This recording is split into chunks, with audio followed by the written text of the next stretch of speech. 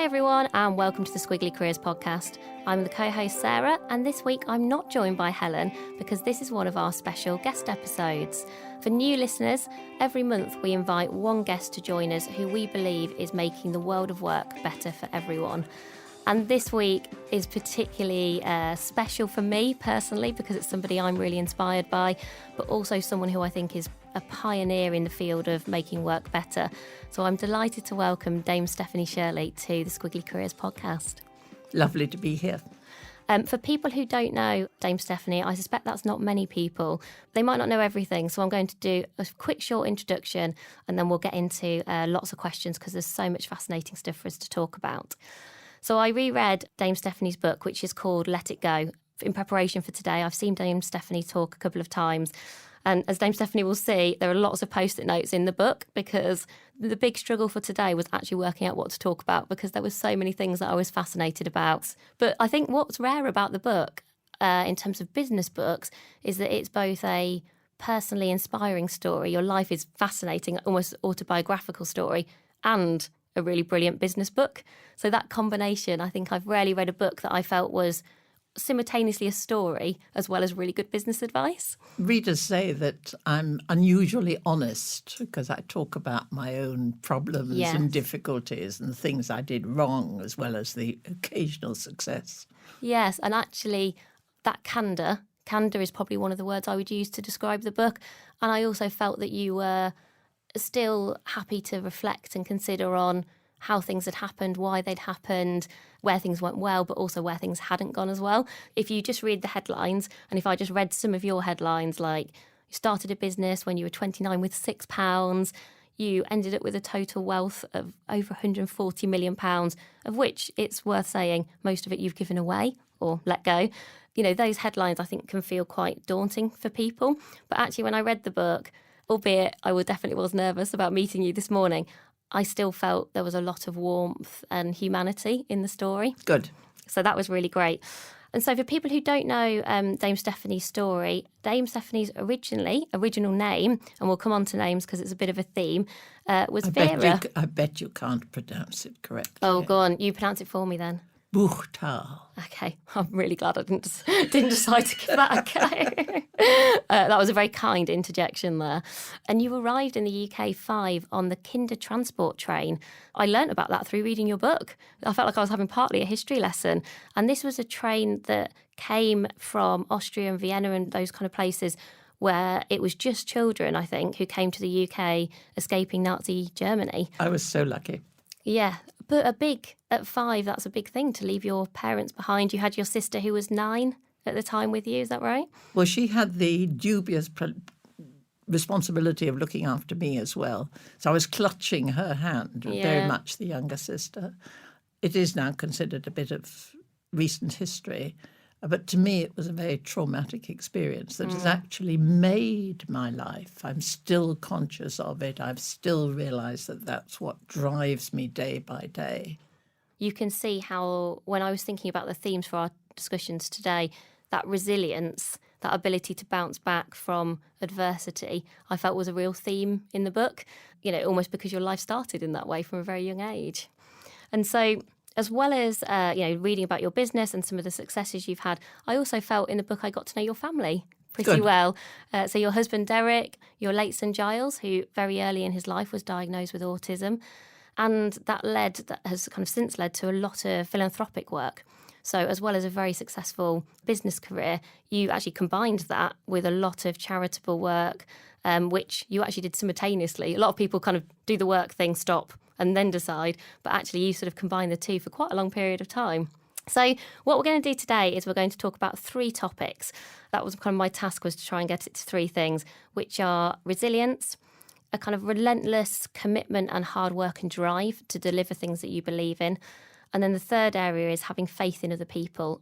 This really stuck with me. At the very end of the book, Dame Stephanie, and I'm kind of praising a bit, talks about we all have virtues, often hidden, and potential, often unrealised. Believing what others can achieve, trusting others is also about respecting yourself. And that really stuck with me, this idea of letting go came back again and again. And it's actually hard sometimes to do that, especially when it's been your own business. So we'll explore that a bit more. So let's start with when you started work. So one of the things that shocked me, I think, was just the world of work that you went into. Well, quite tough. I mean, I think people imagine that women's liberation was sort of really a long, long time ago, but it isn't. It's only one generation ago. Yeah. So when I started work at the age of 18, I was horrified to find that there were two pay scales, one for men and one lower pay scale for women. And I mean, it just seemed to me so unfair, no other word for it. And when handsome young men used to offer to carry my equipment for me, I would say very aggressively, I believe in equal pay and will carry my own things. Nowadays, of course, I sort of say, oh, thank you very much. Yeah. That's very helpful. And sometimes I think I feel quite disappointed that we've not come further in terms of, yes, we now have equal pay, but most companies still have quite a big gender pay gap. But actually, I think probably reading your book made me reflect on probably just how far we have come. And actually gave me that context, I think. It's good that you see it positively. Yeah, like that. Yeah, I think so. You know, where did that drive, I guess, when you were starting work to believe in equality come from? Was it because you had role models? I didn't read at that point thinking, oh, you could see it in other people. It felt like it came more from you and just your belief system. I think it came straight from me. I had been conscious of being patronised as a Jew in Nazi Europe. And then when it started, you know, I was going to be patronised as a woman because I was brought up in a very humanitarian way. Then it was clear that this is unfair. And it's a term I use quite often because philanthropists are wanting to make the world a fairer place. Yeah. And when you're at the receiving end, you're at the bottom of the food chain, life seems very tough. And so I became fairly assertive about equal everything. Yeah. Equal rights, equal nationality, equal pay, equal opportunities, just as important. And the sense that I got was that you kind of found your way around and through systems. So there was one example of the book where you were looking to be promoted. And at that point, women weren't promoted to those levels. And I think you sort of went and saw the external advert and then got your way there in the end. Was that the way you found your way through it? Was just sort of circumventing the system a little bit? It's interesting that you picked up that because it was an extraordinary thing to do, really. I know. I mean, I was only 20 or something like that. I was chuckling away when I was reading it. But, you know, you don't have to bash your way through obstacles. You can go under, you can go over, you can go round. Eventually, in my case, I went elsewhere and set up my own company in order to get away from all those sexist cultures.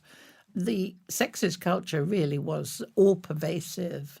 And my generation of women, we really were fighting the legal aspects that you were legally not allowed to work on the stock exchange. You were supposed not to work at night, though I must say I always did.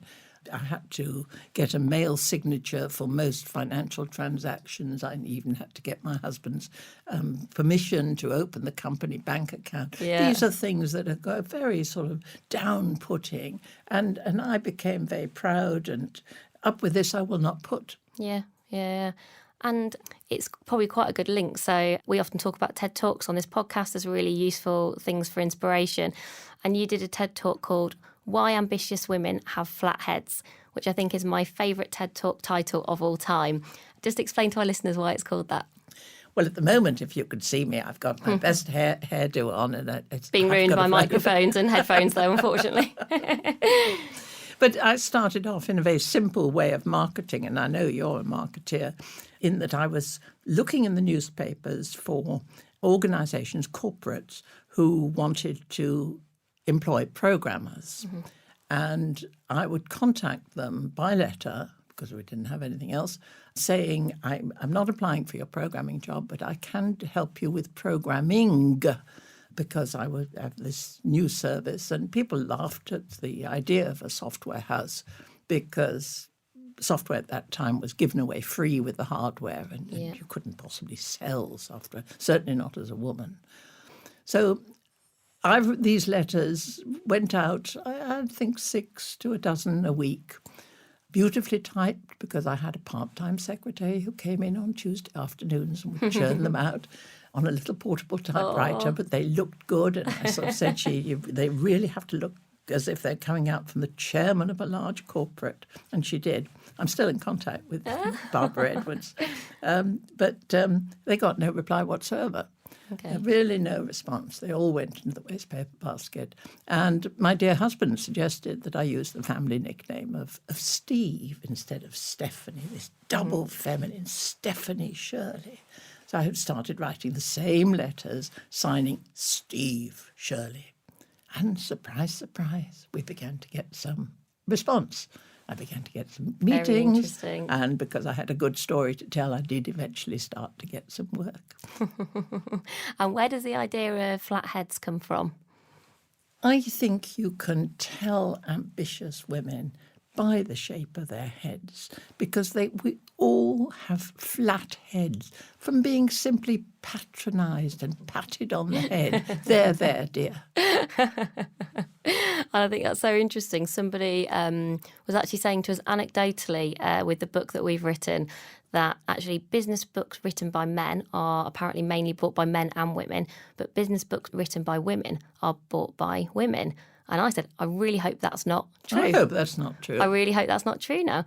And actually, a couple of people have suggested to us that we don't put our first names on our book, that we do Well, look at SLS. J.K. Rowling. Yeah. It still applies. Yeah, but I refuse to do that. I'd rather... Good for you. I think you've got to... Now, because of all of the amazing things that you have done and, women of your generation, if we can't use our first names...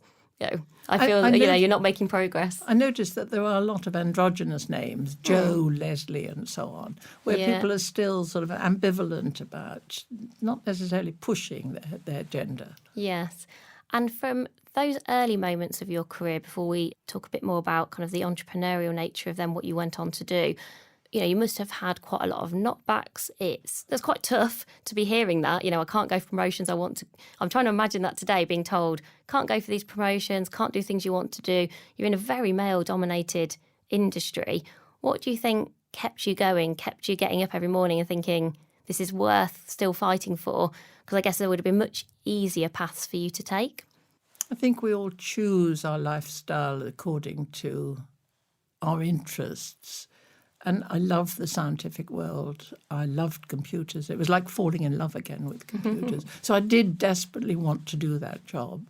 Nothing really was going to stop me.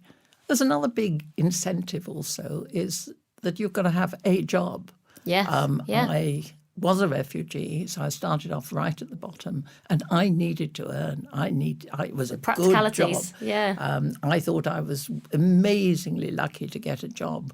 At the age of 18, I'd got decent A-levels, they were called something different then, and I was paid the grand sum of £215 a year. Wow. Now, I know inflation makes that, but that was still very, very little. Yeah. So I had to hang on to that job. Yeah. We used to get paid in cash, and each month, because we were paid monthly, I got a £5 note, which used to be these large, white, lovely things. And each month I tried not to spend that £5. Okay. And each month there was more month than money, and I really... it all went. So it's a mixture of passion and practicality, which I think lots of our listeners will definitely associate with. One of the things that really stuck out from me when I was reading the book is that early in your career, and actually, very soon after kind of starting work, you were very committed to learning and developing yourself further. So you talk about going to do things like evening classes, you gained a degree, a master's. You did something actually both Helen and I have done, which is you were taking holiday. And in your holiday, you went and did work experience elsewhere. We both have done that, where we've taken holiday from one job to go and do another. Do you think you've always had that love of learning? Has that been something that's driven you throughout your career? Absolutely. But again, there's a sort of practicality about it. I mean, education is the way in which you pull yourself up by your own bootstraps. It is important. It is the only way in which you can move forward unless they're going to win the football pools or something. So I love to learn. I love to do new things. I cannot imagine, in the computing industry, I just could not imagine why I should be paid so well for doing something that I enjoyed so much. But there it is, and I became a competent coder, then later on a supervisor, manager, and gradually moved into the C range. Yes.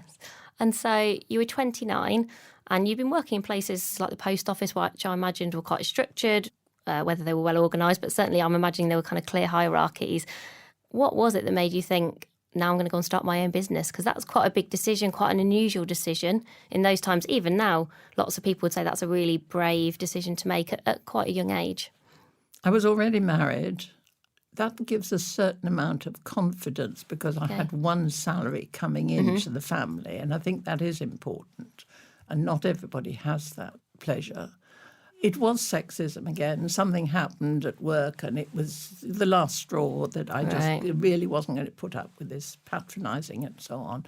And I went home and thought about it very carefully and came in and gave my notice the next day. But I'd had this idea floating around that software was more important than it was considered. And that's what makes me a disruptive manager, because I did new things. Software at that time wasn't sold at all. And the idea of having a new product that wasn't on the market at all and providing it, supplying it with an all-female company workforce, that was a double new. And I think I'm remembered more for what I've done for women than the little bits of things that I've moved on in the computer world. I'm classed as a late pioneer of the industry. I'm in the computing museums of Bletchley Park and California. So I'm a museum piece. That is a claim to fame that I suspect not many people have, which is pretty impressive.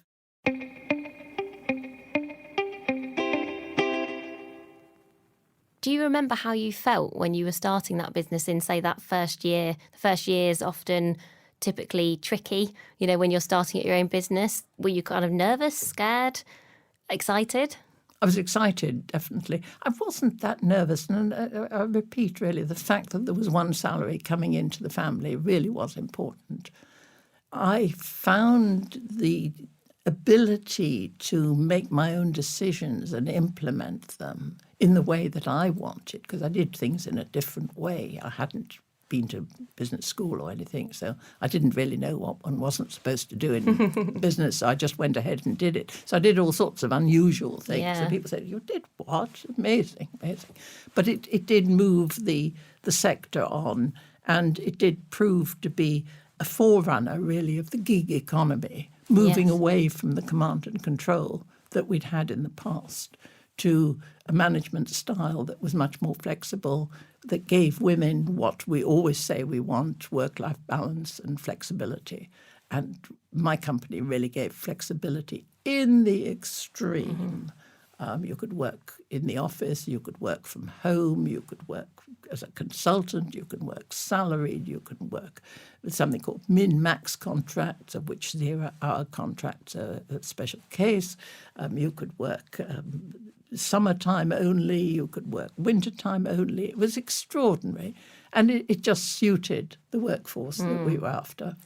I think what's interesting when I was reading is I still think it's extraordinary today.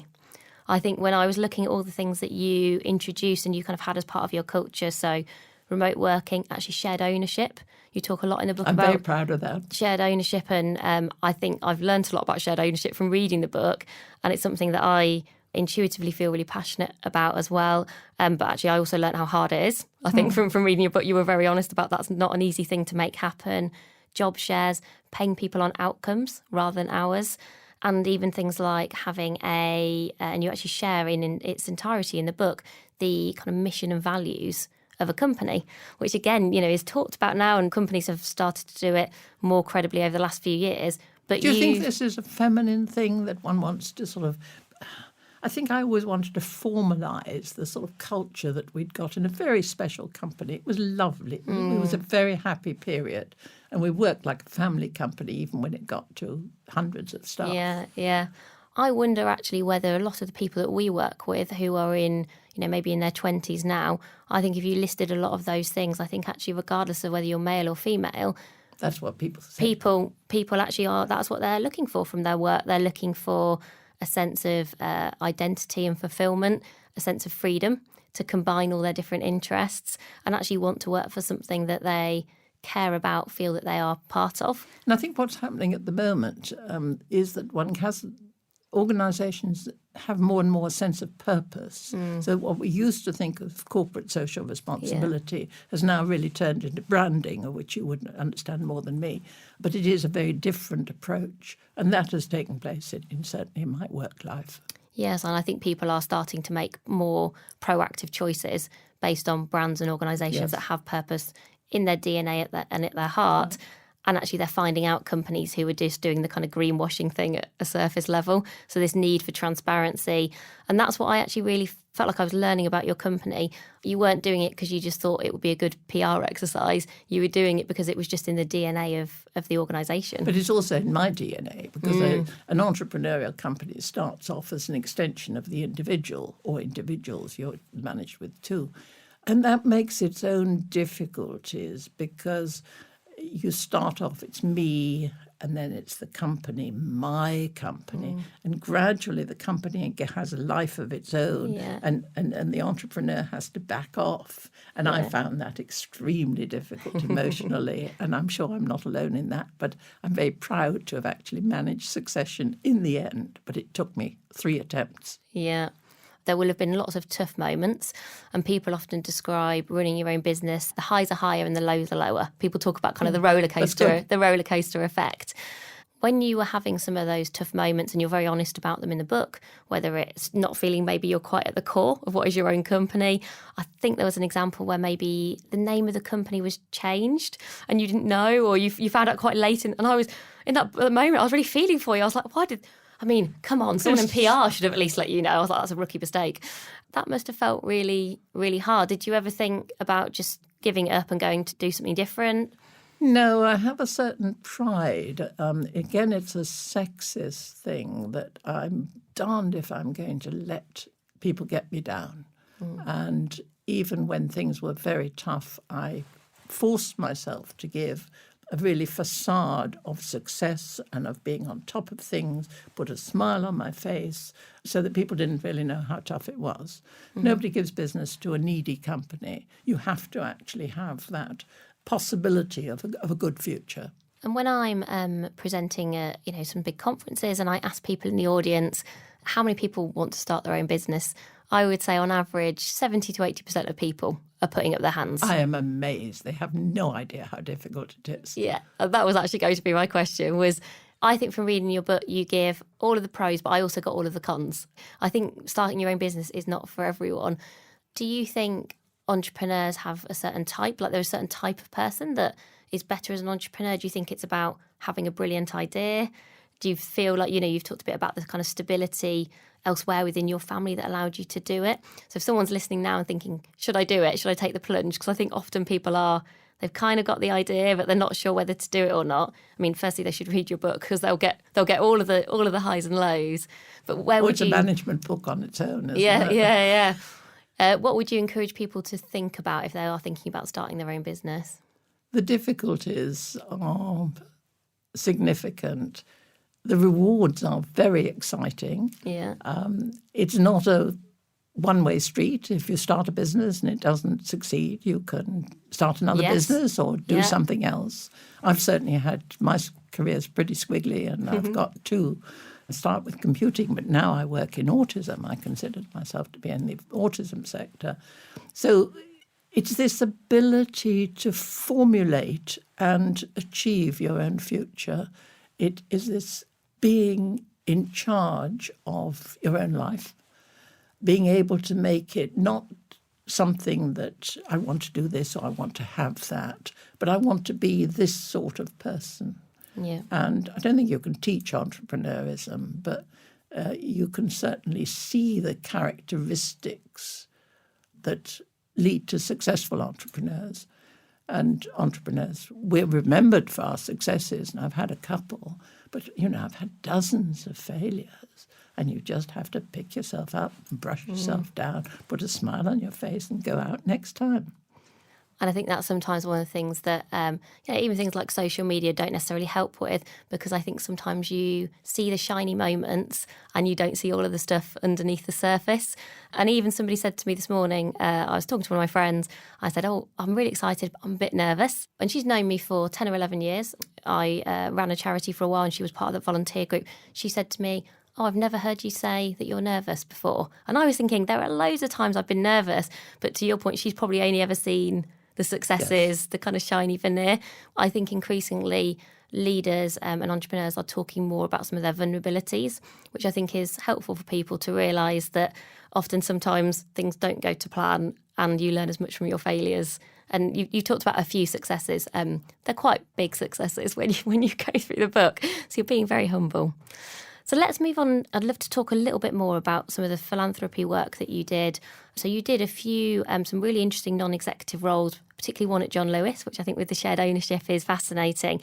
But both during your business career and after that, you have dedicated an awful lot of time, effort and money to supporting philanthropic causes, particularly within the area of autism, not exclusively, because you've also done some things particularly within computing and IT. What have you found has been similar and different between kind of the business world and the kind of charitable philanthropy world? I'm glad you brought that up because, in fact, they're very similar and people think of them as very different. You have different metrics, the charity measures in humanitarian terms or whatever it is, whereas for an organisation, corporate social responsibility is very much a little sort of add-on. All the skills that are needed to run an organisation apply equally to profits and not-for-profits. So it's not as different as you think. The pleasure comes, I think, from having that purpose in the business. And it's something that modern business has picked up, that to have a charter, a mission, a purpose, a strong culture. And culture is enormously strong. I mean, my company started in 1962. It has this co-ownership that happened, I forget when, but, mid its life. And today, some of that culture is still there. You have the papers that are going out are still stuff that I designed. Amazing. Which is amazing, 40, 50 years afterwards, that the culture is still there. Yeah. And when you think about your proudest achievement so far, can you pick one thing? Or do you feel that there's lots of kind of things along the way? I always think taking my company into co-ownership is something I'm enormously proud of. Yeah. You say it was difficult, and indeed it was. It took me 11 years. But in fact, it's been much easier these days. The tax situation is that's reassuring. Because honestly, I read it and thought, oh no, that sounds really hard. It is much easier now. And the whole idea of sharing, a smaller portion of a larger cake is a very natural one, I think. Yeah. And with your philanthropy work, which you're still very active in today, there's a brilliant book by a lady called Linda Grattan, who works at London Business School. And she says that life used to be about kind of a 3-stage life: education, work, and then retirement. And her hypothesis is that basically retirement's going to disappear. People like me, probably you're going to work for much longer, and that actually it's a good thing for people to keep working, both in terms of mental capacity, but also financially and economically. People are going to need to keep working. Very, very true. And I mean, I don't believe in retirement. I have a wonderful lifestyle. So that was actually going to be my question, was like, do you see that as a thing? Because I was reading it and thinking, well, she's clearly not finished or done. She's obviously still writing books and reading about films that are going to be made about you. Sounds like you're still quite busy. My husband retired at the age of 57 after 40 years' work, because he started early as well. And he has been retired for 40 years now. Wow.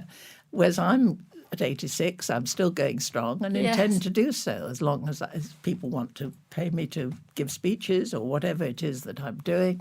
I don't think I've got another book. I don't think I've got another TED Talk. I think I've shot my bolt there. Also, there's a lot of work, isn't it? Oh, yes, indeed. So just to finish, we always ask all of our guests for their best piece of career advice for our listeners. So if you were thinking about one thing, what would it be?